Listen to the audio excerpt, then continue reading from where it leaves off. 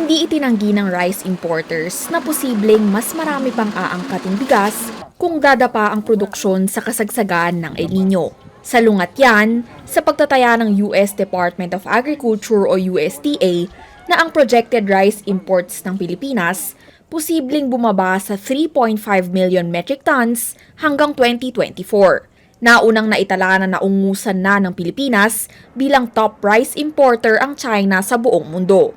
Ayon sa local rice importing company na Goldmine Farm to Market, kung magtutuloy-tuloy nga po yung sinasabi natin na El Nino, it might affect yung ating 2024 po na production o yung pag-i-import po natin, baka madagdagan.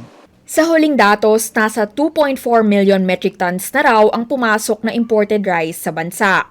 Baka hindi nga raw umabot sa 3.5 million metric tons ngayong 2023. Pero kung ang susunod na taon ang pag-uusapan, let's say bumaba yung ating production, gawa nga po ng El Nino. So may problema na tayo sa first quarter. So maghahabol ngayon tayo ng import, ma'am. So baka tumaas po, baka bumalik dun sa 3.8 o mag 3.9 po. hindi rin naman daw gusto ng rice importers na madagdagan ng angkat lalo ngayong patuloy ang anihan.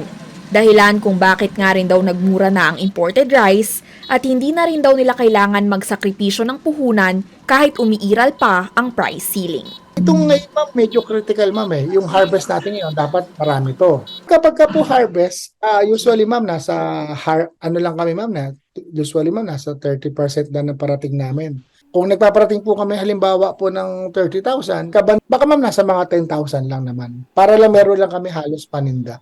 May bahagyang pagbaba na rin sa presyo ng bigas sa mga palengke. 42 pesos kada kilogram na ang pinakamahal na regular milled rice, mas mura sa 45 pesos noong nakaraang linggo. Habang may 50 pesos na rin na special rice mula sa pinakamababa na 54 pesos. Ngayong katapusan ng Setyembre, inaasahang tatanggalin ang price cap sa bigas, pero pinag-aaralan pa raw ito ng mga opisyal sa ngayon. Kari Gator, CNN Philippines.